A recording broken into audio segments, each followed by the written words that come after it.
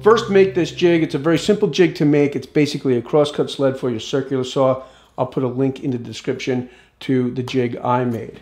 Next, put a good sharp blade in your circular saw. You can't make a clean cut without a sharp blade. This has got 40 teeth and it's for fine cuts, perfect for cutting across the grain. Next, you're going to want to support your offcut. If you don't support your offcut, you can see I'm using a piece of 1/4-inch plywood here. The offcut can fall, breaking the board and ruining your cut. Next, you want to adjust the depth of your cut.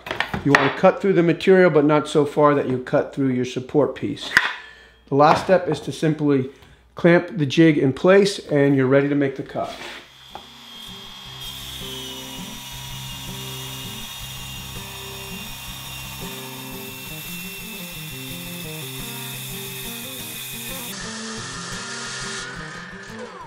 For more quick tips and tons of how-to videos, be sure to subscribe to my channel and hit that notification bell so you're notified each time I post a new video.